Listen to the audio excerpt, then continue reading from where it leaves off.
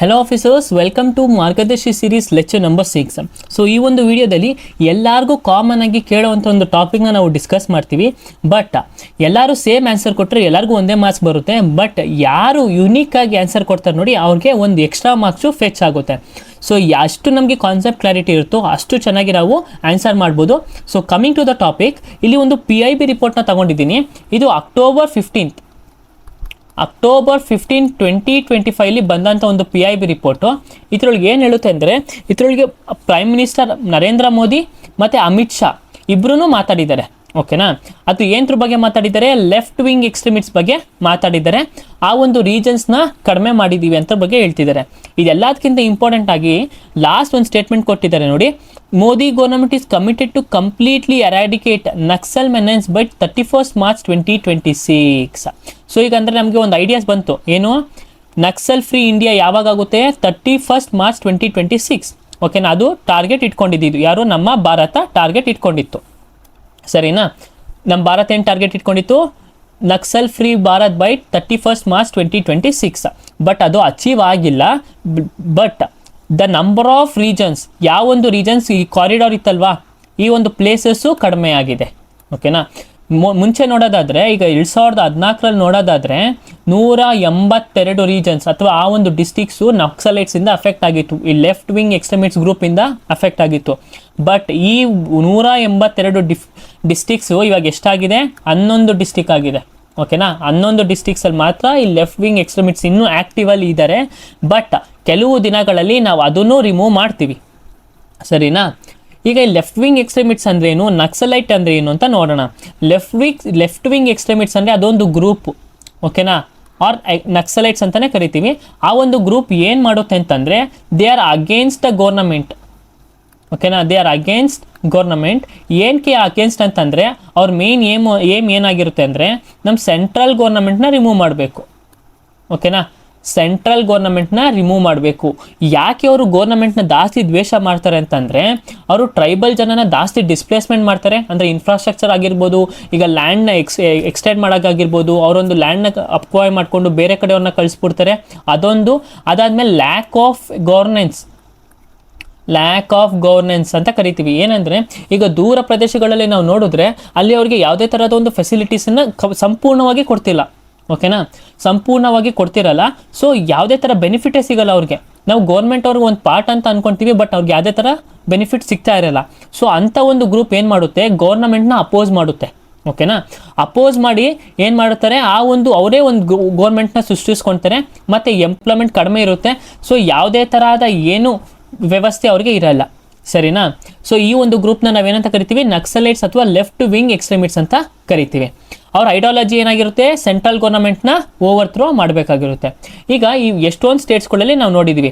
ಈಗ ಲಾಸ್ಟ್ ನೋಡೋದಾದರೆ, majority of the States ನೋಡಿ, ಇದು ಲೈಟ್ ರೆಡ್ಡಲ್ಲಿ ಇರೋದೆಲ್ಲ ಮುಂಚೆ ಇದ್ದಂಥ ಒಂದು active left wing extremists groups. But ಈಗಿರೋದು ನೋಡಿ, ಫುಲ್ಲು ರೆಡ್ ಕಲರ್ ಐತಲ್ಲ ಡಾರ್ಕಲ್ಲಿ, ಈ ಒಂದು ರೀಜನ್ಸ್ ಏನು ಇನ್ನೂ ಆ್ಯಕ್ಟಿವ್ ಇದ್ದಾರೆ. ಸರಿನಾ? ಇವು ಎಲ್ಲಿ ಜಾಸ್ತಿ ಅಂತಂದರೆ ಛತ್ತೀಸ್ಗಢಲ್ಲಿ ಈ ಒಂದು ಲೆಫ್ಟ್ ವಿಂಗ್ ಎಕ್ಸ್ಟ್ರೀಮಿಟ್ಸ್ ಅನ್ನೋ ಗ್ರೂಪ್ಗಳು ಜಾಸ್ತಿ ಇದ್ದಾರೆ. ಸೊ ಇವರು ಯಾವಾಗಲೂ ವೈಲೆನ್ಸ್ ಮಾಡ್ತಿರ್ತಾರೆ, ಪ್ರೊಟೆಸ್ಟ್ ಮಾಡ್ತಿರ್ತಾರೆ, ನಮ್ಮ ಗೌರ್ಮೆಂಟ್ ಇರೋದ್ರ ಬಗ್ಗೆನೇ ಎಲ್ಲ ಮಾಡ್ತಿರ್ತಾರೆ. ಇದಿಷ್ಟು ನೆನಪಿರಬೇಕು. ಬಟ್ ಈ ಎಲ್ಲನೂ ಟ್ಯಾಕಲ್ ಮಾಡೋಕ್ಕೆ ನಮ್ಮ ಭಾರತ ಇನ್ನೂ ನಮ್ಮ ಗೌರ್ಮೆಂಟ್ ಏನು ಇನಿಷಿಯೇಟಿವ್ ತೊಗೊಂಡಿಲ್ಲ. ಡೆಫಿನೆಟ್ಲಿ ತೊಗೊಂಡಿದೆ. 2015ರಲ್ಲಿ national policy and action plan ಅಂತ ತೊಗೊಬಂದಿದ್ರು. ಅದಾದಮೇಲೆ ಸಮಾಧಾನ್ ಡಾಕ್ಟ್ರೈನ್ ಅಂತ ತೊಗೊಬರ್ತಾರೆ. ಯಾವಾಗ? 2017ರಲ್ಲಿ ಸಮಾಧಾನ್ ಡಾಕ್ಟ್ರೈನ್ ಅಂತ ತೊಗೊಬರ್ತಾರೆ. ಇದ್ರ ಅಕ್ರೋನಮಿಲ್ ಕೊಟ್ಟಿದ್ದಾರೆ ನೋಡಿ, ಸಮಾಧಾನ್ ಡಾಕ್ಟ್ರೈನ್ ಅಂತ ತೊಗೊಬರ್ತಾರೆ. ನಮ್ಗೆ ಇಂಟರ್ವ್ಯೂ ಅಲ್ಲಿ ಸಮಾಧಾನ್ ಡಾಕ್ಟ್ರೈನ್ ಏನಕ್ಕೆ ರಿಲೇಟೆಡ್ ಅಂತ ಕೇಳ್ತಾರೆ. ಟು ಕೌಂಟರ್ ಟೆರರಿಸಮ್ ಅಥವಾ ಟು ಕೌಂಟರ್ ನಕ್ಸಲೈಟ್ ಅಥವಾ ಲೆಫ್ಟ್ ವಿಂಗ್ ಎಕ್ಸ್ಟ್ರೀಮಿಟ್ಸ್ ಗ್ರೂಪ್ನ ಇನ್ಆಕ್ಟಿವ್ ಮಾಡೋಕ್ಕೆ ಒಂದು ತೊಗೊಬಂದಿರೋಂಥ ಒಂದು ಇನಿಷಿಯೇಟಿವ್ ಅಂತ ನಾವು ಹೇಳ್ಬೋದು. ಓಕೆನಾ? ಅದಾದಮೇಲೆ ಆಪರೇಷನ್ ಗ್ರೀನ್ ಹಂಟ್, ಮತ್ತು ಲಾಸ್ಟ್ ಇಯರು ಅಷ್ಟೇ ನಾವು 2025 ಒಂದು ಆಪ್ರೇಷನ್ನ ಮಾಡಿದ್ದೀವಿ. ಯಾವುದು? ಕಮೆಂಟಲ್ಲಿ ತಿಳಿಸಿ. ನಿಮ್ಗೇನಾದ್ರು ಗೊತ್ತಿದ್ರೆ ಕಮೆಂಟಲ್ಲಿ ತಿಳಿಸಿ ಯಾವುದು ಆಪ್ರೇಷನ್ ಅಂತ, ರಿಲೇಟೆಡ್ ಟು ಲೆಫ್ಟ್ ವಿಂಗ್ ಎಕ್ಸ್ಟ್ರೀಮಿಟ್ಸ್. ಓಕೆನಾ? ಸೊ ಮತ್ತು ಬಸ್ತಾರಿಯಾ ಬೆಟಾಲಿಯನ್ ಎಲ್ಲಿ? ಛತ್ತೀಸ್ಗಢಲ್ಲಿ ಈ ಬೆಟಾಲಿಯನ್ನ ಡೆಪ್ಲಾಯ್ ಮಾಡಿದ್ದಾರೆ.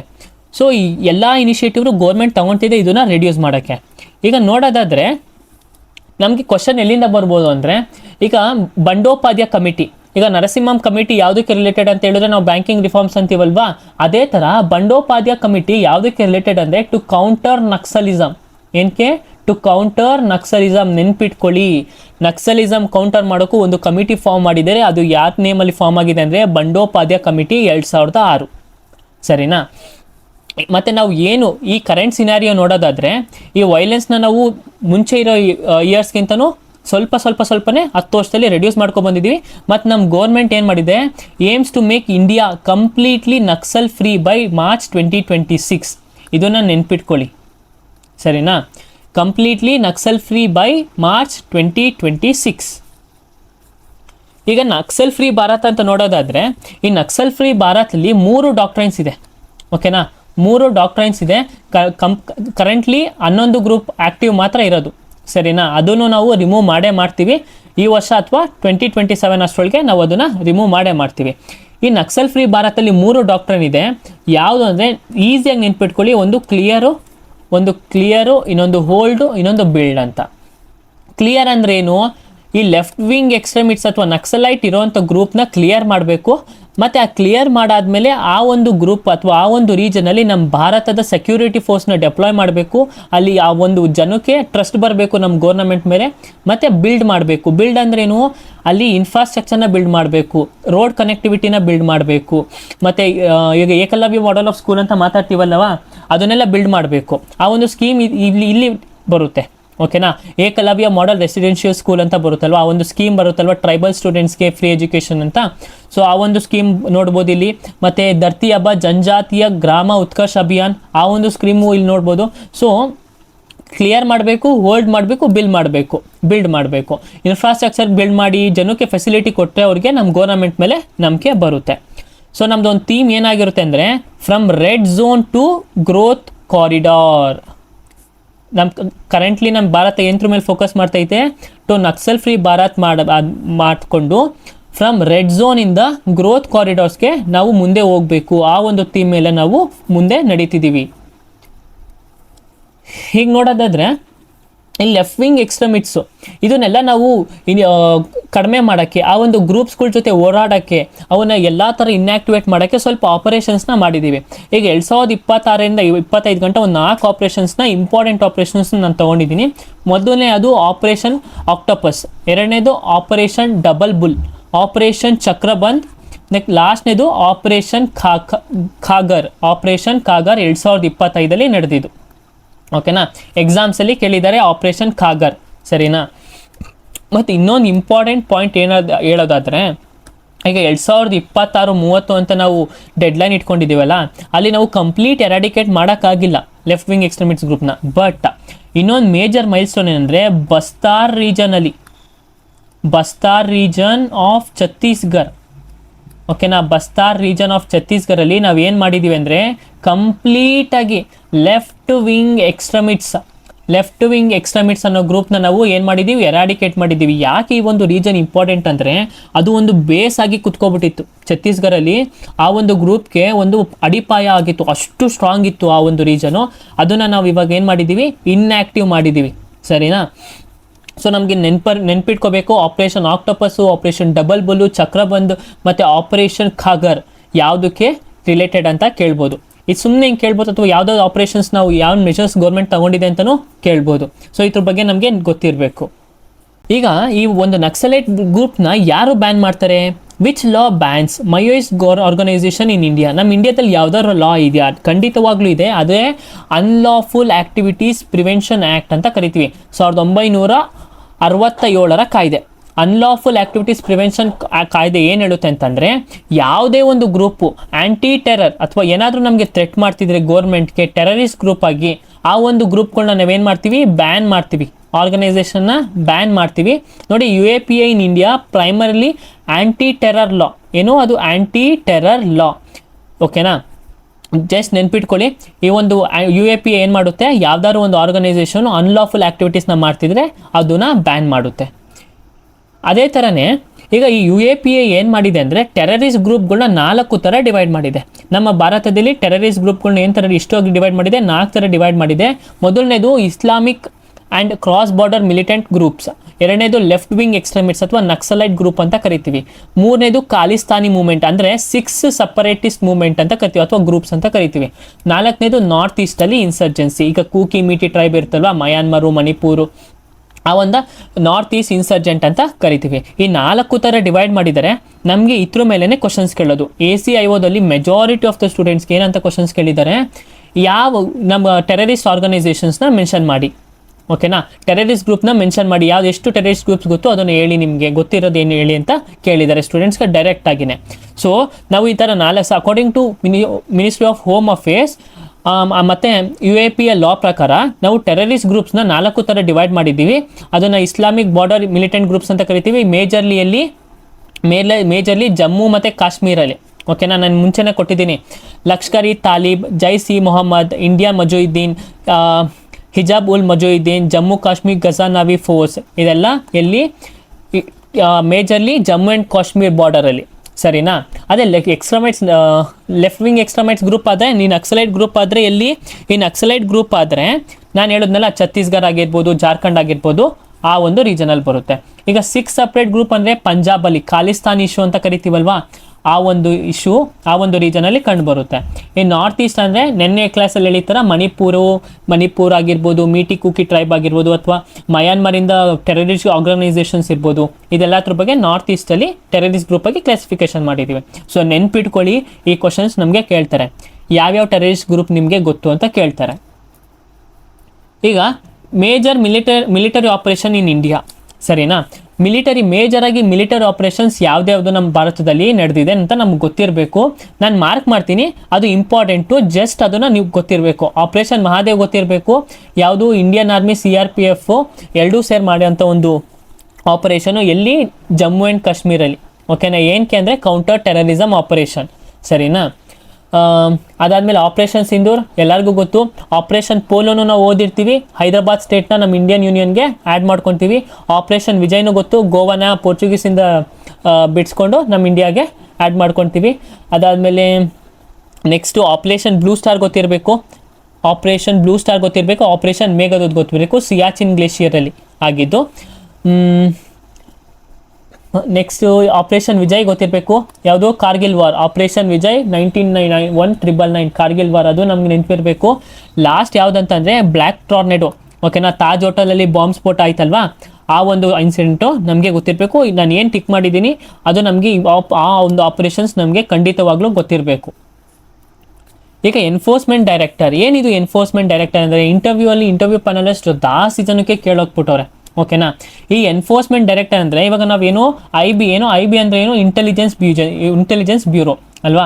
ಈ ನಾವು ಏನಕ್ಕೆ ಮೇನ್ ಫೋಕಸ್ ಏನು ಮಾಡ್ತೀವಿ, ನ್ಯಾಷನಲ್ ಸೆಕ್ಯೂರಿಟಿ ಅಲ್ವಾ. ಇದೇ ಥರನೇ ಈ ನ್ಯಾಷನಲ್ ಸೆಕ್ಯೂರಿಟಿಗೋಸ್ಕರನೇ ಎಕನಾಮಿಕಲಿ ಒಂದು ಆರ್ಗನೈಸೇಷನ್ ಮಾಡಿದ್ದಾರೆ, ಯಾವುದು ಅಂದರೆ ಎನ್ಫೋರ್ಸ್ಮೆಂಟ್ ಡೈರೆಕ್ಟರ್. ಓಕೆನಾ, ಅದೊಂದು ಎಕನಾಮಿಕ್ ಇಂಟೆಲಿಜೆನ್ಸ್ ಏಜೆನ್ಸಿ ಅಂತ ಬಂದರೆ ಅದೇನ್ರ ಮೇಲೆ ಡೀಲ್ ಮಾಡುತ್ತೆ ಅಂದರೆ ಮೇಜರ್ಲಿ ಫಿನಾನ್ಷಿಯಲ್ ಟ್ರಾನ್ಸಾಕ್ಷನ್. ಓಕೆನಾ, ಬ್ಲ್ಯಾಕ್ ಮನಿ ಆಗಿರ್ಬೋದು ಅಥವಾ PMLA ಆಗಿರ್ಬೋದು, ಮನಿ ಲಾಂಡ್ರಿಂಗ್ ಆಗಿರ್ಬೋದು, ಏನೇ ಇದ್ರೂ ರಿಲೇಟೆಡ್ ಟು ಫಿನಾನ್ಸ್. ಈಗ ಫಾರಿನ್ ಎಕ್ಸ್ಚೇಂಜ್ ಟ್ರಾನ್ಸಾಕ್ಷನ್ಸ್ ಆಗಿರ್ಬೋದು, ಫೀಮ್ಯಾಕ್ಟ್ ತೊಗೊಬಂದ್ವಿ ಗೊತ್ತಾ, ಇದ್ರ ಒಂದು ಬೇಸಿಸ್ ಮೇಲೇ.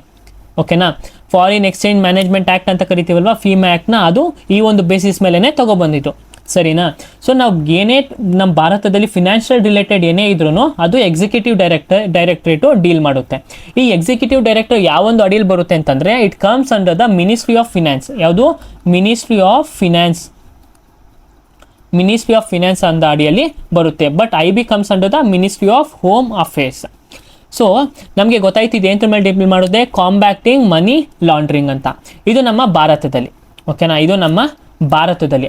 ಅದೇ ವರ್ಲ್ಡ್ ಲೆವೆಲಲ್ಲಿ ನೋಡೋದಾದರೆ FATF ಅಂತ ಕರಿತೀವಿ, financial action task force, FATF ಅಂತ ಕರಿತೀವಿ. ಈ ಫಿನಾನ್ಷಿಯಲ್ ಆ್ಯಕ್ಷನ್ ಟಾಸ್ಕ್ ಫೋರ್ಸ್ ಅಂದ್ರೆ ಏನು, ಅದು ಒಂದು ನೋಡಿ, ಇದು ಒಂದು PIB ರಿಪೋರ್ಟೇ. ಸರಿನಾ, ಫಿನಾನ್ಷಿಯಲ್ ಆ್ಯಕ್ಷನ್ ಟಾಸ್ಕ್ ಫೋರ್ಸ್ ಬಗ್ಗೆನೂ ಒಂದು PIB ರಿಪೋರ್ಟೇ. ಬಟ್ ನಮಗೆ FATF ಅಂದರೆ ಗೊತ್ತಿರಬೇಕು, ಫಿನಾನ್ಷಿಯಲ್ ಆ್ಯಕ್ಷನ್ ಟಾಸ್ಕ್ ಫೋರ್ಸ್ ಅಂತ ಕರಿತೀವಿ. ಅದು ವರ್ಲ್ಡ್ ಲೆವೆಲಲ್ಲಿ ಎಲ್ಲ ಒಂದು ಗೌರ್ಮೆಂಟ್ ಇಂಟರ್ ಗೌರ್ನಮೆಂಟ್ ಆಗಿ ವರ್ಕ್ ಆಗುತ್ತೆ. ಅದು ಏನದ್ರ ಮೇಲೆ ಫೋಕಸ್ ಮಾಡುತ್ತೆ ಅಂದರೆ, ನಾವು ಭಾರತದಲ್ಲಿ ಹೆಂಗೆ ಮನಿ ಲಾಂಡ್ರಿಂಗ್ ಮೇಲೆ ಇಡಿ ಫೋಕಸ್ ಮಾಡುತ್ತೋ ಅದೇ ಥರನೇ ಅದು ವರ್ಲ್ಡ್ ಲೆವೆಲಲ್ಲಿ ಕಾಂಬ್ಯಾಕ್ಟಿಂಗ್ ಮನಿ ಲಾಂಡ್ರಿಂಗ್ ಮೇಲೆ ಫೋಕಸ್ ಮಾಡುತ್ತೆ. ಮತ್ತು ಟೆರರ್ ಫಿನಾನ್ಸಿಂಗ್ ಅಂತ ಕರಿತೀವಿ. ಟೆರರ್ ಫಿನಾನ್ಸಿಂಗ್ ಅಂದ್ರೇನು, ಈ ಟೆರರಿಸ್ಟ್ ಗ್ರೂಪ್ಸ್ಗಳಿಗೆ ಅಮೌಂಟ್ನ ಕೊಡೋದು. ಓಕೆನಾ, ಈಗ ಪಾಕಿಸ್ತಾನ ಅವರು ಏನಾದ್ರು ಪಾಕಿಸ್ತಾನ್ ಬೇಸ್ಡ್ ಟೆರರಿಸ್ಟ್ ಗ್ರೂಪ್ಸ್ ಇದೆ, ಅವರು ಫಂಡ್ ಮಾಡ್ತಾರಲ್ವಾ, ಅದೇ ಥರ ನಮ್ಮ ವರ್ಲ್ಡಲ್ಲಿ ಹಮಾಸು ಅದು ಟೆರರಿಸ್ಟ್ ಗ್ರೂಪ್ಸ್ ಇದೆ ಅಲ್ವಾ, ಟರ್ಕಿ ಅವರು, ಟರ್ಕಿ ಮತ್ತು ಇರಾನ್ ಅವರು, ಇದೆಲ್ಲ ಒಂದು ಟೆರರಿಸ್ಟ್ ಗ್ರೂಪ್ಸ್ ಇಟ್ಕೊಂಡಿರ್ತಾರೆ, ಅದಕ್ಕೆ ಅವರು ಫಂಡ್ ಮಾಡ್ತಾರೆ. ಅಂಥ ಒಂದು ಏನಾದ್ರು ಮೆಷರ್ಸ್ನ ಕೌಂಟರ್ ಮಾಡೋದು ಯಾರು, ಅದೋ ಒಂದು ವೆರಿಫಿಕೇಶನ್ ಅಥವಾ ಹಿಂಗೆ ಇಡಿ ಥರ ಚೆಕ್ ಮಾಡೋದು ಯಾರು, ವರ್ಲ್ಡ್ ಲೆವೆಲಲ್ಲಿ FATF. ಇದ್ರೊಳಗೆ ಗ್ರೇ ಲಿಸ್ಟು ಮತ್ತು ಬ್ಲ್ಯಾಕ್ ಲಿಸ್ಟ್ ಅಂತ ಇರುತ್ತೆ. ಅದರೊಳಗೆ ಮಯಾನ್ಮಾರು ಎಂಥೊಳಗಿದೆ, ಬ್ಲ್ಯಾಕ್ ಲಿಸ್ಟಲ್ಲಿದೆ. ಓಕೆನಾ, ಸ್ವಲ್ಪ ರೂಲ್ಸ್ ಇರುತ್ತೆ, ಬಟ್ ಅದೇನು ಈ ಒಂದು ಇಂಟರ್ವ್ಯೂಗೆ ಏನು ಇಂಪಾರ್ಟೆಂಟ್ ಅಲ್ಲ. ಬಟ್ ಬೇರೆ ಎಕ್ಸಾಮ್ಸ್ಗಳಿಗೆ ಗ್ರೇ ಲಿಸ್ಟ್ ಅಂದ್ರೇನು, ಬ್ಲ್ಯಾಕ್ ಲಿಸ್ಟ್ ಅಂದ್ರೇನು ನಮಗೆ ಗೊತ್ತಿರಬೇಕು. ನಾನಿಲ್ಲಿ ಅದ್ರ ಬಗ್ಗೆ ಏನು ಹೇಳ್ತಿಲ್ಲ, ಯಾಕಂದರೆ ಇಂಟರ್ವ್ಯೂಲಿ ನಮ್ಗೆ ಇದೇನು ಇಂಪಾರ್ಟೆಂಟ್ ಆಗಲ್ಲ. ಸರಿನಾ, ನಮಗೆ ವರ್ಲ್ಡ್ ಲೆವೆಲಲ್ಲಿ FATF ಐತೆ, ನಮ್ಮ ಇಂಡಿಯಾ ಲೆವೆಲಲ್ಲಿ ED ಐತೆ ಅಂತ ನಮಗೆ ಗೊತ್ತಿರಬೇಕು. ಅದೇಂದ್ರ ಮೇಲೆ ಡೀಲ್ ಮಾಡುತ್ತೆ, ಒಂದು ಎಕನಾಮಿಕ್ ಇಂಟೆಲಿಜೆನ್ಸ್ ಏಜೆನ್ಸಿ. ಓಕೆನಾ, ನೆಕ್ಸ್ಟು, ಸೊ ಈ ಒಂದು ನಕ್ಸಲೈಟ್ಸ್ ಆಗಿರ್ಬೋದು, ಇಂಟರ್ನಲ್ ಸೆಕ್ಯೂರಿಟಿ ಬಗ್ಗೆ ಆಗಿರ್ಬೋದು, ಎಲ್ಲನೂ ನಾವು ನೋಡಿದ್ದೀವಿ. Organisations, important organisation. So daily ಒಂದೊಂದು ನಾನು ಸ್ಕೀಮ್ಸ್ ಹಾಕ್ತಿರ್ತೀನಿ. ಓಕೆನಾ, ಇವತ್ತು AI ಬಗ್ಗೆ ಹಾಕಿದ್ದೀನಿ, ನಾಳೆ ಎಜುಕೇಷನ್ಸ್ ಬಗ್ಗೆ ಹಾಕ್ತೀನಿ, ನಾಡಿದ್ದು ನೆಕ್ಸ್ಟು ಫಾರ್ಮರ್ಸ್ ಆಗಿರ್ಬೋದು, important science and technology important schemes ಆಗಿರ್ಬೋದು. ಮೆಜಾರಿಟಿ ಅವ್ರು ಏನರ ಬಗ್ಗೆ ಸ್ಕೀಮ್ಸ್ ಕೇಳ್ಬೋದು ಅಂದರೆ, ಒಂದು ಫಾರ್ಮರ್ ಬಗ್ಗೆ ಸ್ಕೀಮ್ ಕೇಳ್ಬೋದು, ಇನ್ನೊಂದು ವುಮೆನ್ ಬಗ್ಗೆ, ಅದು ಬಿಟ್ಟರೆ ಆರ್ಟಿಫಿಷಿಯಲ್ ಇಂಟೆಲಿಜೆನ್ಸು, ಅದಾದಮೇಲೆ ಫಾರ್ಮರ್ ಆಯಿತು, ವುಮೆನ್ ಆಯಿತು, ಮತ್ತು ಎಜುಕೇಷನ್ ಬಗ್ಗೆ ಕೇಳ್ಬೋದು. ಇದು ಬಿಟ್ಟರೆ ಇನ್ನು ಯಾವುದೇ ಥರ ಸ್ಕೀಮ್ಸ್ ಇನ್ನೇಂತ್ರೂ ರಿಲೇಟೆಡು ಅವರು ಕೇಳಲ್ಲ. ಸ್ಕೀಮ್ಸ್ ಕೇಳೋದು ರೇರು, ಎಲ್ಲರಿಗೂ ಸ್ಕೀಮ್ಸ್ ಕೇಳ್ತಾರೆ ಅಂತ ಹೇಳೋಕ್ಕಾಗಲ್ಲ. ಕೆಲವೊಬ್ರು ಕೇಳ್ಬೋದು, ಕೆಲವೊಬ್ರು ಕೇಳ್ದೇ ಇರ್ಬೋದು, ಮತ್ತು ಕೆಲವೊಬ್ರಿಗೆ ಫುಲ್ಲು ಬೇಸಿಕ್ ಕ್ವಶನ್ಸ್ ಇರುತ್ತೆ, ಕೆಲವೊಬ್ಬರಿಗೆ ಡೀಪ್ ಕ್ವಶನ್ಸ್ ಅವರು ಹೋಗ್ಬೋದು. ಬೇಸ್ಡ್ ಆನ್ ಯುವರ್ ಅಂದರೆ ಯುವರ್ ಕ್ವಾಲಿಫಿಕೇಷನ್. ಗ್ರ್ಯಾಜುಯೇಷನ್ ಅಂತ ಬಂದಾಗ ಅವ್ರು ಸ್ವಲ್ಪ ಡೀಪಾಗಿ ಹೋಗ್ತಾರೆ, ಅದು 10th ಲೆವೆಲ್ ಅಂತ ಅಂದಾಗ ಬೇಸಿಕ್ಕಾಗಿ ಕೇಳ್ತಾರೆ. ಸೊ ಇಂಡಿಯಾ AI ಮಿಷನ್ ಗೊತ್ತಿರ್ಬೋದು, ಮತ್ತು AI ಇಂಪ್ಯಾಕ್ಟ್ ಸಮಿಟ್ ಆಗಿ ಎಲ್ಲಿ ನಡೆದಿದ್ದು, ಏನು ಅದನ್ನು ನಾವೇಂದ್ರ ಮೇಲೆ ಫೋಕಸ್ ಮಾಡ್ತೀವಿ, ಅದ್ರ ಮೇಲೆಲ್ಲನೂ ನಮಗೆ ಅರಿವಿರಬೇಕು. ಓಕೆನಾ, but majorly we are focusing on ಏನು, ಎಥಿಕಲ್ ಆ್ಯಂಡ್ ರೆಸ್ಪಾನ್ಸಿಬಲ್ AI. ಇದೊಂದು ವರ್ಡ್ ಹೇಳ್ಬಿಡಿ. ಓಕೆನಾ, we are focusing on ethical and responsible AI ಅಂತ ಹೇಳಿ ಸ್ಕೀಮ್ಸ್ ಹಾಕಿದ್ದೀನಿ. ಟೆಲಿಗ್ರಾಮ್ ಗ್ರೂಪಲ್ಲಿ ಹೋಗ್ಬಿಟ್ಟು ನಾನು ಇದನ್ನು PDF ಅಪ್ಲೋಡ್ ಮಾಡಿರ್ತೀನಿ, ಮತ್ತು ನಮ್ಮ ಟೆಲಿಗ್ರಾಮ್ ಗ್ರೂಪ್ ಚಾನಲ್ ಲಿಂಕನ್ನು ಡಿಸ್ಕ್ರಿಪ್ಷನಲ್ಲಿ ಕೊಟ್ಟಿರ್ತೀನಿ. ಜಾಯ್ನ್ ಆಗಿ ಓದ್ಕೊಂಡು ಡೌನ್ಲೋಡ್ ಮಾಡಿಕೊಂಡು ನೀವು ಎಲ್ಲ ಒಂದು ಸ್ಕೀಮ್ಸ್ ಬಗ್ಗೆ ನೋಡ್ಕೊಳ್ಳಿ. Important schemes 1, 2, 3, 4. ಓಕೆನಾ, ಅದನ್ನು ಇಂಪಾರ್ಟೆಂಟ್, ಈ 4ನೇ ಇಂಪಾರ್ಟೆಂಟು. ಬಟ್ ಎಲ್ಲನೂ ನಿಮಗೆ ತಿಳ್ಕೊಂಡಿದ್ರೆ ಏನು ವೇಸ್ಟ್ ಆಗಲ್ಲ, ಎಲ್ಲರಿಗೂ ಹೋಗಿ ನೋಡಿ. ಓಕೆನಾ, ಸೊ ಥ್ಯಾಂಕ್ ಯು ಎವ್ರಿವನ್. ಈ ಒಂದು ವಿಡಿಯೋ ಇಲ್ಲಿಗೆ ಕಂಪ್ಲೀಟ್ ಮಾಡೋಣ. ಜಾಸ್ತಿ ಒಂದೇ ಸರಿ ಎಲ್ಲ ಕಲಿಯೋದು ಬೇಡ, ಸ್ವಲ್ಪನೇ ಕಲಿಯೋಣ. ಇನ್ನು 4 ದಿನ ಐತೆ. ಏನಾದರೂ ಮೇಜರ್ ಇಂಪಾರ್ಟೆಂಟ್ ಟಾಪಿಕ್ಸ್ ಅಂತ ಇದ್ದರೆ ನಾನು ತಗೊಬರ್ತೀನಿ. ಮತ್ತು ಇನ್ನೊಂದು ಇಂಪಾರ್ಟೆಂಟ್ ಏನು ಹೇಳಬೇಕು ಅಂತಂದರೆ, ಮೇ ಮಂತ್ ಕಂಪ್ಲೀಟ್ ನ್ಯೂಸ್ ನಿಮಗೆ ಗೊತ್ತಿರಬೇಕು. ಮತ್ತು ಜೂನ್ ಮಂತಿಂದ ಡೈಲಿ ನ್ಯೂಸ್ ಪೇಪರ್ ಅದು ಓದೋಕ್ಕೆ ಸ್ಟಾರ್ಟ್ ಮಾಡಿ. ಜೂನ್ ಮಂತಲ್ಲಿ ಡೈಲಿ ನ್ಯೂಸ್ ಪೇಪರ್. ಓಕೆನಾ, ಡೈಲಿ ನ್ಯೂಸ್ ಪೇಪರ್ನ ಓದೋಕ್ಕೆ ಸ್ಟಾರ್ಟ್ ಮಾಡಿ. ನಮಗೆ ಕರೆಂಟ್ ಇನ್ಸಿಡೆಂಟ್ಸು ನಮಗೆ ಚೆನ್ನಾಗಿ ಗೊತ್ತಿರಬೇಕು. ಸರಿನಾ, ಅದಾದಮೇಲೆ ಕರ್ನಾಟಕದ ಬಗ್ಗೆ ನೋಡೋದಾದರೆ, ಕರ್ನಾಟಕ ಇಶ್ಯೂಸು ನಮಗೆ ರೈಸ್ ಆಗುತ್ತೆ ಕ್ವಶನ್ಸು. ನಾನು ಮುಂಚೆನೇ ಫಸ್ಟ್ ವೀಡಿಯೋದಲ್ಲಿ ಹೇಳಿದ್ದೀನಿ, ಕರ್ನಾಟಕದಿಂದನೂ ಕ್ವಶನ್ಸ್ ರೈಸ್ ಆಗುತ್ತೆ. ನಿಮ್ಮ ನೇಟಿವ್ ಪ್ಲೇಸಸ್ ಅಲ್ಲೇನಾದ್ರು ಡಿಸ್ಪ್ಯೂಟ್ಸ್ ಇದ್ದರೆ ನೋಟ್ ಡೌನ್ ಮಾಡ್ಕೊಳ್ಳಿ, ಕರ್ನಾಟಕದಿಂದನೂ ಕ್ವಶನ್ಸು ರೈಸ್ ಆಗುತ್ತೆ. ಸರಿನಾ, ಮತ್ತು ಕರ್ನಾಟಕದಲ್ಲಿ ಏನಾದ್ರು ಇಶ್ಯೂಸ್ ಇದ್ದರೆ ಅದ್ರ ಮೇಲೂ ಕ್ವಶನ್ಸ್ ರೈಸ್ ಆಗುತ್ತೆ. So thank you everyone. ಇನ್ನೂ ಯಾರು ನಮ್ಮ ಚಾನಲ್ಗೆ ಸಬ್ಸ್ಕ್ರೈಬ್ ಮಾಡಿಲ್ಲ, ದಯವಿಟ್ಟು ಸಬ್ಸ್ಕ್ರೈಬ್ ಮಾಡಿ, ಕಂಟೆಂಟ್ ನೋಡಿ, ಶೇರ್ ಮಾಡಿ. ಎಲ್ಲ ಸೆಂಟ್ರಲ್ ಗೌರ್ಮೆಂಟ್ ಎಕ್ಸಾಮ್ಸ್ಗಳು ನಾವು ಒಂದೊಂದಾಗಿ ಕ್ಲಾಸ್ ತೊಗೊಬರ್ತಿದ್ದೀವಿ. ಕರ್ನಾಟಕದಲ್ಲಿ ಯಾರೂ ಈ ಥರ ಒಂದು ಇನಿಷಿಯೇಟಿವ್ನ ಮಾಡ್ತಾ ಇಲ್ಲ. ಸೊ ಸಪೋರ್ಟ್ ಮಾಡಿ, ಶೇರ್ ಮಾಡಿ. ಮತ್ತು ನೆಕ್ಸ್ಟ್ ಲೆಕ್ಚರಲ್ಲಿ ಇನ್ನೂ ಒಂದು ಹೊಸ ಕಾನ್ಸೆಪ್ಟ್ ಮುಖಾಂತರ ನಾವು ಬರೋಣ. ಅಂಟಿಲ್ ದೆನ್ ಟೇಕ್ ಕೇರ್, ಬಾಯ್.